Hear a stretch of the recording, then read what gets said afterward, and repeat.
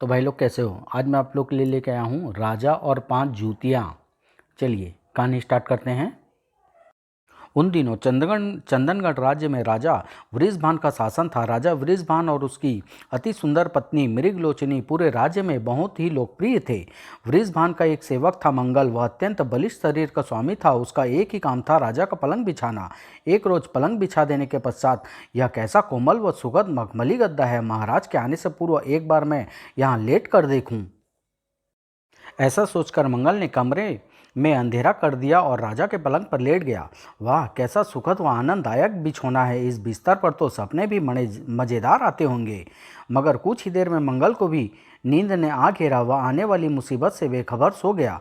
तभी रानी मृगलोचनी ने शयन कक्ष में प्रवेश किया। आज महाराज की तबीयत ठीक नहीं है, शायद इसलिए पहले ही सो गए हैं। मुझे भी प्रकाश करके महाराज की निद्रा में व्यवधान डालना उचित नहीं है। ऐसा सोचकर मृगलोचनी मंगल को अंधेरे में वृषभान समझकर उसकी बगल में लेटकर सो गई। कुछ देर बाद जब राजा वृषभान कमरे में आया तो रानी मृगलोचनी को किसी अजनबी के साथ सोते देख ठगा सा रह गया। अरे, यह तो मंगल है। तो यह उल्टा इसके बलिष्ठ शरीर पर मोहित थी। ओह, मगर मेरे ही पलंग पर ऐसा दुस्साहस। महाराज ने आओ देखा न ताओ क्रोध से भरकर उन्होंने खूबसूरत मृगलोचनी की गर्दन धड़ से अलग कर दी। बेवफा गद्दार औरत, तेरी यही सजा है, ले भुगत। खच्च की भयानक आवाज़ सुनकर मंगल की आंखें खुली। पहले तो वह कुछ समझ न पाया, मगर जब उसकी दृष्टि रक्त रंजित तलवार हाथ में थामे वृषभान पर पड़ी तो और पलंग पर रानी मृगलोचनी का सिर कटा देखा तो भय से कांप उठा। हे भगवान, अनर्थ हो गया। महाराज ने रानी जी का सिर काट डाला। मैं ही उसका कारण हूँ।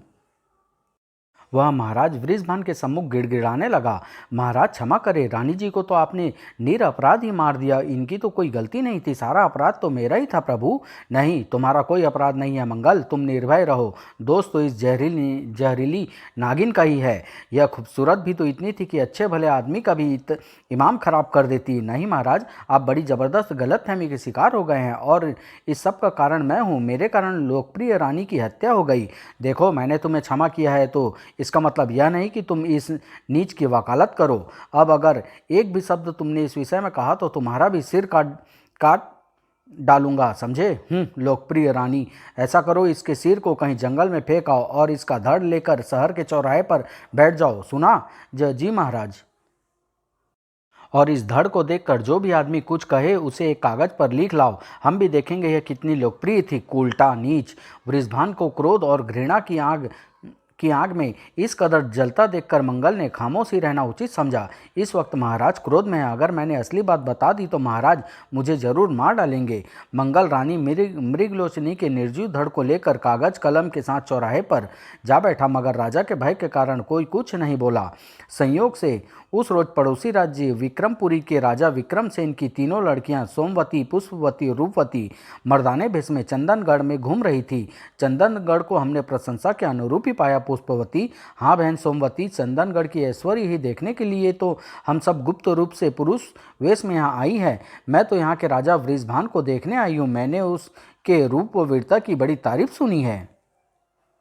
तभी उनकी नज़र एक युवक पर पड़ी जो एक स्त्री का धड़ लिए नगर के चौराहे पर बैठा था। वे तीनों अपने घोड़े से उतरकर उस तरफ बढ़ गई। अरे, यह बलिष्ठ व्यक्ति कौन है जो एक औरत का धड़ लिए यहाँ बैठा हुआ है? तुम कौन हो युवक, और यह धड़ किसका है? मंगल ने बताया, मैं राजा वृषभान का सेवक मंगल हूँ। कल रात किसी अपराध पर कुपित होकर महाराज ने अपनी रानी को प्राण दंड दे दिया था। उन्हीं के आदेश पर मैं रानी जी का धड़ लेकर यहाँ पर बैठा हुआ हूँ। मगर आप लोग कौन हैं? इस नगर के तो नहीं मालूम पड़ते। ओह, मंगल से पूरी बात सुनकर तीनों लड़कियां स्तब्ध रह गई। तुम्हारा सोचना ठीक है मंगल, हम यहाँ के रहने वाले नहीं हैं। हम लोग विक्रमपुरी से आए हैं। मगर तुम्हारा राजा बड़ा जल्लाद है, जिसने स्वयं ही अपनी सुंदर रानी को बिना अपराध बताए मार डाला और अब उस मुर्दे की भी मिट्टी खराब करवा रहा है। बड़ी दुख की बात है। तब बड़ी लड़की सोमवती ने कहा, जो भी हो, तुम्हारी रानी के बाल बड़े लंबे और घने थे, वह बड़ी सुंदर भी थी। मंझली लड़की पुष्पवती ने कहा, तुम्हारी रानी की आंखें बड़ी बड़ी थी और उसे काजल लगाने का भी शौक था। यह सुनकर मंगल हैरान खड़ा रह गया। आप लोग ज्योतिषी हैं क्या? आपने ऐसी बातें सिर्फ धड़ देखकर बता दी जिन्हें चेहरा देखे बिना जाना नहीं जा सकता। यह सुनकर तीनों लड़कियां हंस पड़ी। नहीं, हम लोग ज्योतिषी नहीं हैं, पर हम अपनी आंखें खुली रखते हैं युवक। इस पर मंगल मुस्कुरा दिया। ज्योतिषी तो मैं भी नहीं हूँ, मगर आंखें तो मैं भी खुली ही रखता हूँ। देवियों, आप पुरुष नहीं हो।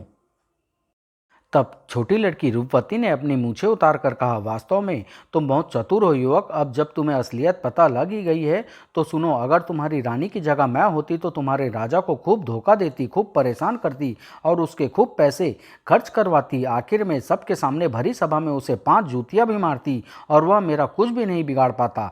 इतना कहकर रूपवती अपनी बहनों के साथ चल दी। पीछे मंगल उसकी बात सुनकर सन्न सा खड़ा रह गया। फिर वह शीघ्र ही राजा वृषभान के पास पहुंचा और उन्हें सारी कथा कह डाली। प्रभु, मैंने उनके घोड़े से उतरने के अंदाज से जान लिया था वे लड़कियां हैं, परंतु उनमें सबसे छोटी जो बड़ी दुस्साहसी थी उसकी सुंदरता का तो जवाब ही नहीं है। मंगल विक्रमपुरी से आई मर्दाने भेष में घूमने वाली वह तीनों लड़कियां जरूर राजा विक्रमसेन की पुत्रियां थी। सामान्य नागरिक में इतना हिम्मत नहीं होता कि राजा का अपशब्द कह सके, और छोटी लड़की जरूर रूपवती होगी। उसकी सुंदरता व दुस्साहस के हमने बहुत किस्से सुने हैं। अब तुम सैनिक लेकर जाओ और उन्हें नगर सीमा पार करने से पहले पकड़ लाओ।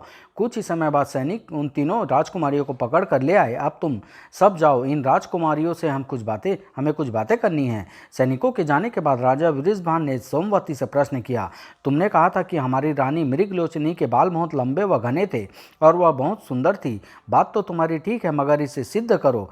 महाराज, लंबे बालों वाली औरतों के बाल प्रायः झड़ते व टूटते रहते हैं। रानी जी की साड़ी पर ऐसे ही 2-3 बाल चिपके हुए थे और नितंबों पर तेल का दाग था। इसी से मैंने जाना कि रानी जी लंबे बालों की स्वामिनी थी। रही बात सुंदरता की, तो शरीर का रंग व बनावट देखकर अंदाजा लग सकता है कि चेहरा कैसा होगा। ठीक कहा तुमने सोमवती। राजा ने पुष्पवती से पूछा, और तुमने कैसे जाना कि रानी की आंखें बड़ी थी और उसे काजल लगाने का शौक था? महाराज, आपकी रानी का नाम मृगलोचनी था, इसी से मैंने अनुमान लगाया कि उनकी आंखें बड़ी होगी और काजल का शौक का पता रानी जी की साड़ी पर काजल के दाग देखकर लगा। कुछ औरतें आंखें में काजल लगाकर उंगली अपने कपड़ों से पोंछ देती है। रानी जी की भी यही आदत थी। तुम्हारा कहना ठीक है पुष्पवती।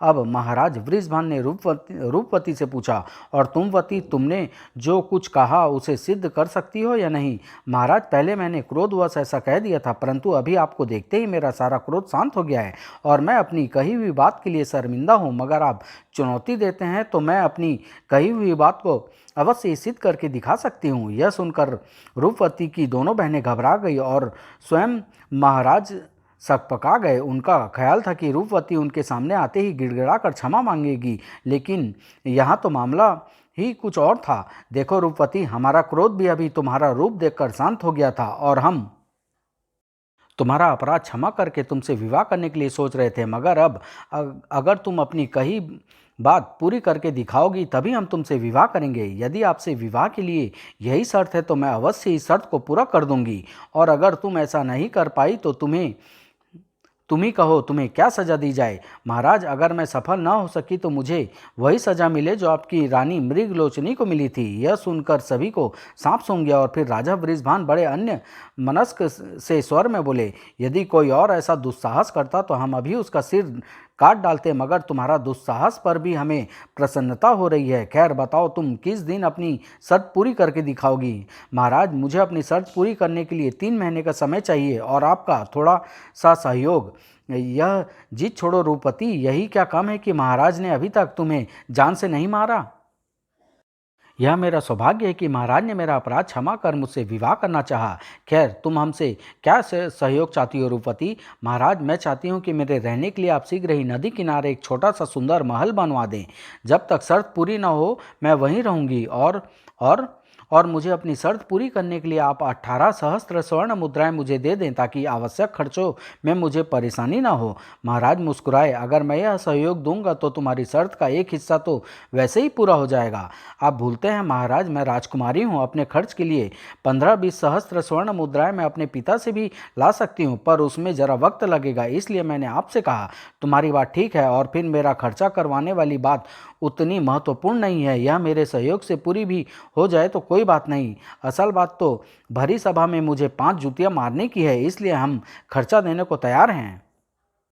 धन्यवाद महाराज, आपको सहयोग है तो मुझे शर्त पूरी करने में अधिक समय नहीं लगेगा। महाराज, वृषभान ने पुष्पवती और सोमवती को वापस इनके राज्य में भिजवा दिया और कहलवा दिया, आपकी पुत्री रूपवती महाराज वृषभान की मेहमान है। या तो वे जिंदगी भर वापस ना आएगी या 3 माह बाद राजा वृषभान आपसे रूपवती का हाथ मांगेगा। सारी बात सुनकर राजा विक्रसेन पस्त हो गया। वह अपनी बेटी की मूर्खता पर बड़ा ही पछताया, मगर क्या किया जा सकता था। विक्रम एक छोटा सा राजा था, वृषभान के खिलाफ जाने की उसमें हिम्मत नहीं थी। आखिर उसे सब्र करना पड़ा। इधर वृषभान ने 3 ही दिनों में 10 सहस्त्र स्वर्ण मुद्राएं खर्च करके रूपवती के मन माफिक एक सुंदर महल बनवा दिया। रूपवती, तुम्हारी इच्छा के अनुसार महल तैयार है, अब तुम शीघ्र ही अपनी शर्त पूरा उतर कर दिखाओ। महाराज, मैं शीघ्र ही सफल होंगी। हालांकि आपको पति के रूप में स्वीकार करने के बाद अब वैसा करना मुझे बड़ा ही भारी गुजरेगा, पर आपसे मिलने के लिए मुझे ऐसा ही करना भी होगा। मेरा पौरुष भी जब एक स्त्री से जूते खाने की बात सुनता है तो तिलमिला उठता है, पर तुम्हें दूर देखकर मन होता है तुम जल्दी ही सफल हो जाओ तो अच्छा है। महाराज, यही मेरी विजय है। अब मैं 3 महीनों के लिए आपसे अलग रहूंगी। मुझे दिल लगाए रखने के लिए निशानी के तौर पर आप अपनी अंगूठी दे दें।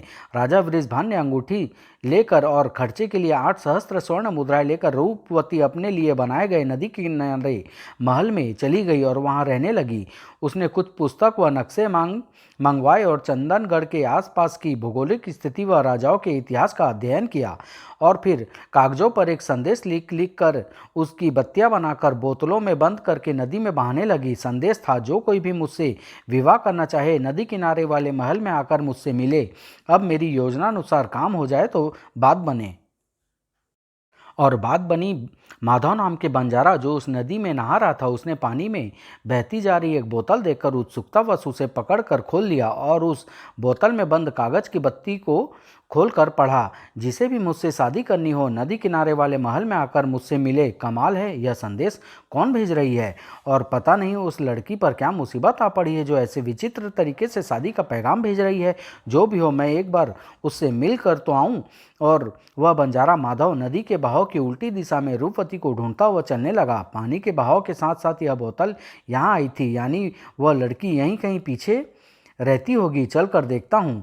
और आखिर माधव रूपवती के महल में जा पहुंचा। रूपवती का सौंदर्य देखकर उसके मुख से बोल न फूटे। आप, अगर तुम मेरा संदेश पढ़कर यहाँ आए हो तो तुम्हारा स्वागत है, और अगर वैसे ही संयोग से यहाँ आ गए हो तो यहाँ से वापस चले जाओ। देवी, अगर पानी में बोतलें बहाकर शादी का संदेश देने वाली आप ही हैं तो मैं आप ही का संदेश पढ़कर आया हूँ। हाँ, वह संदेश भेजने वाली मैं ही हूँ। आओ, तुम्हारा स्वागत है। क्या मैं जान सकता हूँ सुंदरी, तुमने ऐसे विचित्र तरीके से शादी का संदेश क्यों भेजा? हाँ सुनो, मेरे साथ शादी करने वाले को मेरी 4 शर्तें पूरी करनी होगी। उन शर्तों को पूरा करना किसी चतुर और दुस्साहसी व्यक्ति की ही बस की बात है, और मुझ तक कोई चतुर व दुस्साहसी व्यक्ति ही पहुंचे, इसीलिए मैंने विवाह का संदेश प्रसारित करने का यह विचित्र तरीका अपनाया। दूसरा, यह संदेश मैं गुप्त रखना चाहती थी। गुप्त? वह क्यों? इस सब से तुम्हें कोई मतलब नहीं होना चाहिए। मुझसे संबंधित कोई प्रश्न तुम नहीं करोगे, अन्यथा मैं तुमसे विवाह नहीं करूंगी। देवी, तुम्हारी हर बात रहस्यपूर्ण है, तो भी मैं तुमसे हर कीमत पर विवाह करना चाहता हूं। तुम अपनी 4 शर्तें मुझे बता दो। सुनो, पहले मेरी 2 शर्तें सुनो। पहली, तुम्हें किसी तरह यहाँ के राजा वृषभान से दोस्ती करनी होगी। दोस्ती भी ऐसी कि वह तुम्हारे बिना रह न पाए। यह तुम क्या कह रही हो देवी? कहाँ राजा भोज और कहाँ गंगू तेली? भला राजा और गरीब बंजारे की मित्रता कैसे संभव है? तुम्हारी यह अकेली ही शर्त 100 के बराबर है। भला महाराज मुझसे क्यों दोस्ती करेंगे, वह भी ऐसी घनिष्ठ कि मेरे बिना रह न पाए? काम कैसे होगा यह सोचना तुम्हारा काम है, मेरा नहीं। तो भी अगर तुम समझ सको तो सुनो। असाधारण कार्य करने के लिए असाधारण बनना पड़ता है। अगर तुमने यह मूल मंत्र समझ लिया तो यह काम तुम्हारे लिए कठिन नहीं होगा। देवी, मेरी तो कुछ समझ में नहीं आ रहा। रूपवती मुस्कुरा दी। और दूसरी शर्त यह है कि तुम्हें अपने घर से मेरे घर तक एक गुप्त सुरंग बनवानी होगी। देवी, तुम कैसी कैसी शर्त बता रही हो? मैं तो बंजारा हूँ, मेरे घर बार का तो ठिकाना ही नहीं। और सुरंग? तुम घबराओ नहीं, इन कार्यों में खर्च होने वाली धनराशि तुम्हें मैं दूंगी, तब तो कुछ भी कर सकता हूँ। अब तुम बाकी की 2 शर्तें भी बतला दो। बाकी की 2 शर्तें मैं तुम्हें इन 2 शर्तों के पूरा होने के बाद बताऊंगी, मगर यकीन रखो, अगर यह शर्तें तुमने कर दी तो बाकी की 2 दो पूरी करनी तो तुम्हारे लिए आसान होगी। देवी, तुम तो रहस्य पर रहस्य पैदा कर रही हो। यह क्या गौरव धंधा है? सुरंग राजा से दोस्ती, तुम चाहती क्या हो? मैंने तुम्हें बताया था ना कि तुम मेरे विषय में कोई प्रश्न नहीं करोगे। ओह सुंदरी, तुम्हारा माया तुम ही जानो। मुझे तुम्हारी सारी शर्तें गड़बड़ और रहस्यपूर्ण मालूम पड़ती है, पर तुम्हें पाने के लिए तो मैं कुछ भी कर सकता हूँ। तो फिर ठीक है, याद रखना, इन दो शर्तों के पूरा होते ही रूपवती आधी तुम्हारी हो जाएगी। इसी उम्मीद पर तो मैं इस असंभव कार्य को भी करने के लिए तैयार हो गया हूँ। रूपवती ने आवश्यक खर्च माधव को दे दिया और कहा, इन दोनों शर्तों के पूरा करने के लिए मैं तुम्हें 1 माह का समय दे सकती हूँ। देवी, यद्यपि इन कठिन शर्तों को पूरा करने के लिए 1 महीने का समय काफ़ी नहीं है, तो भी मुझे मंजूर है। तो फिर जाओ, अब शर्तें पूरी हो जाने के बाद ही यहाँ आना, और याद रखो कि असाधारण काम करने के लिए असाधारण बनना ही पड़ता है। मैं तुम्हारी बात का मर्म समझने की कोशिश करूंगा। देवी, रूपवती की दी हुई धनराशि से माधव ने अपने घर को महल बना दिया। अच्छे वस्त्र, आभूषण और कुछ दास दासियों खरीदे और गुप्त रूप से अपने महल से रूपवती के महल तक सुरंग बनवानी शुरू कर दी। रूपवती के कहने के अनुसार मुझे असाधारण असाधारण बनना ही होगा। मैं नगर में अपने असाधारण होने का प्रचार करवाता हूँ। जल्द ही सारे नगर में खबर फैल गई, अरब से कोई बड़ा ही धनी सौदागर आया हुआ है। हाँ, सुनते हैं उसने यहाँ रहने के लिए बड़ा ही शानदार महल बनवाया है। महल तो महल, दासियों खूबसूरत गुलाम तो सदा उसके साथ रहते हैं। वह हीरो का सौदागर है और ख्वाजा अल फुरकान उसका नाम है। यह खबर उड़ते उड़ते राजा वृषभान तक भी पहुंची। मंत्री जी, सुनते हैं हमारे नगर में अरब देश से कोई बहुत ही चर्चित सौदागर आया हुआ है। जी हाँ महाराज, उसका नाम अल फुरकान है। वह हीरो का सौदागर है। सुना है उसके पास बड़े ही दुर्लभ और कीमती हीरे हैं। माधव के जासूसों ने यह खबर माधव तक पहुंचाई। सरकार, आज आपका चर्चा महल में राजा साहब ने किया। सब आपको लेकर जिज्ञासा महसूस करते हैं। यही तो मैं चाहता था। तुम कल दरबार में दूत भेजो और कहो कि हम राजा वृषभान के दर्शन करना चाहते हैं। राजा वृषभान ने जब दूत की बात सुनी तो वह बहुत प्रसन्न हुए। वे स्वयं एक बार उस सौदागर को देखने के उत्सुक हो गए थे। उन्होंने तुरंत कहा, हम तो स्वयं तुम्हारे स्वामी से भेंट करना चाहते हैं। यदि वह भी ऐसी इच्छा रखते हैं तो यह हमारा सौभाग्य है। मंत्री जी, आप स्वयं जाएं और ख्वाजा जी को लेकर आएं। जैसी महाराज की आज्ञा। मैं ख्वाजा जी का स्वागत में कोई कमी नहीं छोड़ूंगा। नियत समय पर बड़े रोब दाब से ख्वाजा अल फुरकान उर्फ माधव ने अपने कुछ सुंदर, स्वस्थ और उत्तम वस्त्र पहने हुए दास दासियों के साथ राजमहल में प्रवेश किया। मंत्री जी उन्हें शाही सम्मान के साथ लाए और स्वयं राजा वृषभान ने खड़े होकर माधव का स्वागत किया। आइए आइए ख्वाजा साहब, राजा वृषभान आपका स्वागत करता है। महाराज, आप मुझे अतिरिक्त सम्मान दे रहे हैं, यह मेरी खुशकिस्मती है। मैं तो स्वयं आपके दर्शन का इच्छुक था। आपकी तारीफ कई मुल्कों में सुनी थी। आज आपके दर्शन करने का सौभाग्य मिला है। आप तो इतनी तारीफ करके मुझे शर्मिंदा कर रहे हैं। नहीं महाराज, यह तो आपकी महानता है। आपकी सेवा में पहली मुलाकात का एक छोटा सा नजराना पेश करना चाहता हूँ। आपकी शान के लिए तो यह नजराना कुछ भी नहीं है, मगर फिर भी। माधव ने इतना कहकर ताली बजाई। उसकी एक बड़ी सुंदर दासी हाथ में एक कीमती थाल लिए आगे आई। थाल पर लाल का कपड़ा लाल मखमल का कपड़ा ढका हुआ था। माधव ने थाल से मखमल का कपड़ा हटाया तो उसके नीचे थाली में जगमग करते एक बड़े से खूबसूरत हीरे को देखकर सबकी आंखें फटी रह गई। वह महाराज, यह हीरा पहले सिकंदर की महबूबा के ताज में लगा था, फिर मिस्र और कुस्तनतुनिया होते हुए लेबनान पहुंचा और फिर जूलियस सीजर की तलवार की मूठ में लगा दिया गया। बाद में कई लूटपाटों के बाद यह चंगेज खान के पास चला गया था। ओह, चंगेज खान से हमारे अरब देश के सुल्तान खलीफा हारून उल रशीद के पास पहुंचा और उन्होंने खुश होकर मुझे इनाम में दे दिया। इसकी कीमत 11 करोड़ दिनार है।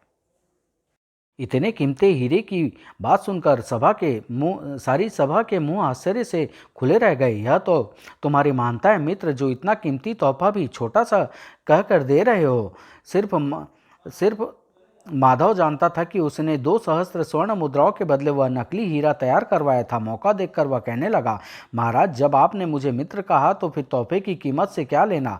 मित्र के लिए सब हाजिर है। महाराज वृषभान खुशी से फूले न समाये। वे तुरंत उठकर माधव से गले मिले। तुमसा मित्र पाकर हम धन्य हो गए ख्वाजा। धन्य तो मैं हुआ महाराज, आपसे मित्रता करके। सारी सभा भाव विभोर हो जय जयकार कर उठी राजा वृषभान ने माधव को उस दिन खाना खाए बिना न जाने दिया। मित्र, आज रात्रि का भोजन किए बिना जाओगे तो मैं नाराज हो जाऊंगा। उस दिन के बाद तो महाराज वृषभान की मुलाकात अक्सर माधव से होने लगी। वे अपनी खाली व वक्त बातें करने व मनोरंजन से गुजारने लगे। माधव अपनी सौदागिरी के झूठे किस्से गढ़ गढ़ कर सुनाता रहा। महाराज धीरे धीरे उससे प्रभावित होते गए और महाराज, इस तरह मैंने फिलीपींस के बादशाह की रत्न जड़ित तलवार केवल 3 करोड़ असरफिया में खरीद ली, जिसे बाद में मैंने 7.5 करोड़ स्वर्ण मुद्राओं में बेचा। वाह मित्र, तुम अपने व्यापार में बहुत चतुर हो, अद्भुत। धीरे धीरे महाराज वृषभान की आदत हो गई कि जिस रोज माधव उर्फ ख्वाजा अल फुरकान ना आता, महाराज अपना दूत उसके महल भेज देते। ख्वाजा साहब, महाराज ने आपको याद किया है। आप जरूरी कामों से निपटने के बाद साथ चले। मैं रथ लेकर प्रतीक्षा कर रहा हूँ। ओह, जरूरी कामों में उलझ जाने के कारण मुझे देर हो गई, पर मित्र के लिए काम की। क्या हम अभी साथ चलते हैं?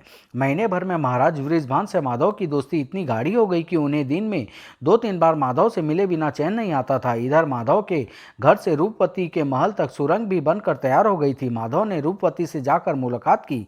देवी, तुम्हारी 2 शर्तें पूरी हुई। सारी बात सुनकर रूपवती बड़ी प्रसन्न हुई। शाबाश माधव, मगर अब तुम जब भी मुझसे मिलो सुरंग के रास्ते ही आया करो। रूपवती ने माधव के कंधे पर हाथ रखकर अपने हाथों से उसे शरबत पिलाया।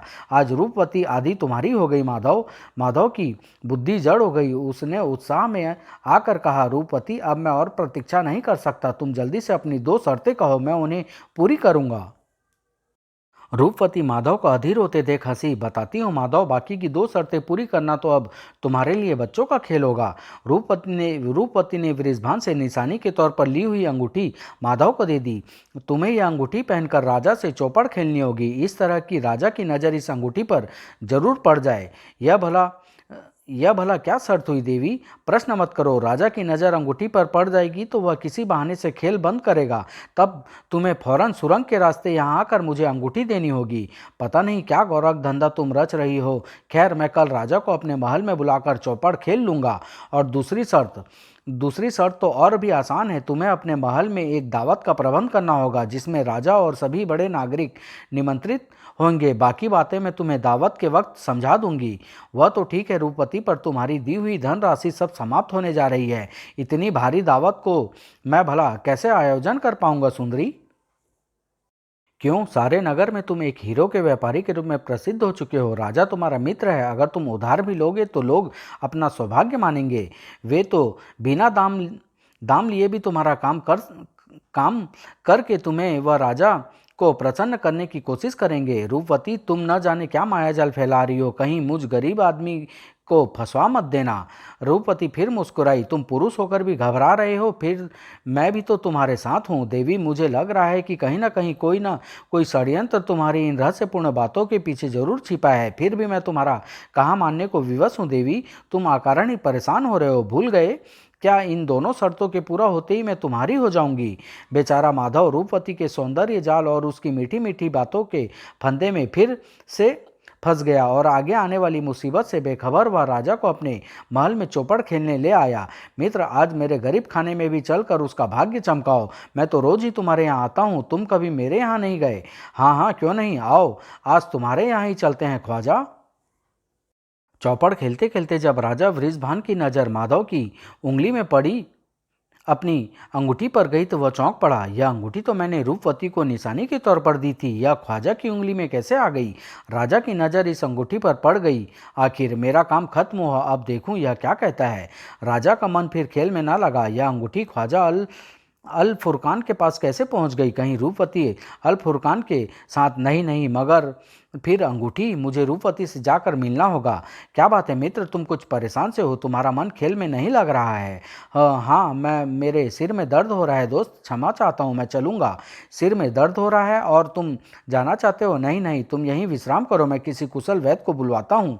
न दोस्त, परेशान मत हो। मेरे सिर में प्रायः ऐसा दर्द अक्सर हो जाया करता है, जो अकेले घूमने पर ठीक भी हो जाता है। क्षमा करना, मुझे अकेले ही जाना होगा। कोई बात नहीं मित्र, विचित्र रोगों के तो निदान भी विचित्र ही होते हैं। तुम थोड़ा घूम आओ।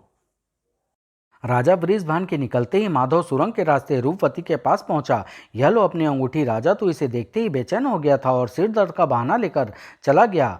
तब तो वह फिर यहाँ पहुँचने ही वाला होगा। तुम अब जाओ, मैं तुमसे बाद में मिलूंगी।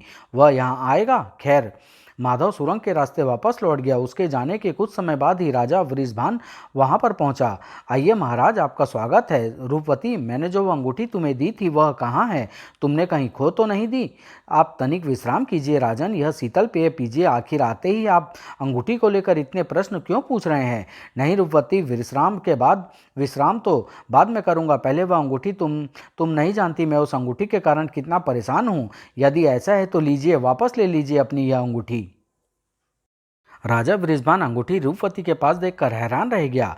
कमाल है, तुम्हारे पास तो है यह अंगूठी, और मैं अभी यह अंगूठी अपने एक मित्र के हाथ में देख कर आ रहा हूँ। अंगूठी अंगूठी, आप तो नाहक ही परेशान हो रहे हैं। क्या दुनिया में एक जैसी दो अंगूठियाँ नहीं हो सकती? राजा असमंजस में पड़ गया। हो तो सकती है, मगर उसके हाथ में भी बिल्कुल ऐसी ही थी। कमाल है। अब आप यह अंगूठी का किस्सा छोड़िए। इतने दिनों बाद अपने दर्शन दिए हैं, न मेरा हाल पूछा और ना अपना बताया, बस ये अंगूठी अंगूठी। तुम तो नाराज हो गई रूप। जाने दो, यह बात आई गई होगी। मगर एक सप्ताह के बाद ही माधव उर्फ अल फुरकान ने राजा वृषभान और उनके सभी बड़े दरबारियों को अपने महल में दावत निमंत्रण दे दिया। महाराज, आप अपने सभी प्रमुख दरबारियों के साथ कल मेरे गरीब खाने पर रात के खाने के लिए आमंत्रित हैं। कृपया पधार कर मुझे सम्मान दें। यह तो ठीक है, मगर ख्वाजा, यह दावत किस खुशी में दी जा रही है? आपकी भाभी यानी हमारी बेगम अपने मायके से आई है। हमारी आपकी दोस्ती की खुशी में ही वह यह दावत दे रही है। वाह भाई ख्वाजा, भाभी का निमंत्रण हम कैसे टाल सकते हैं? हम जरूर आएंगे। यहाँ तक का काम तो रूपवती की योजना के अनुसार हो गया। अब कल चौथी शर्त भी पूरी हो जाएगी।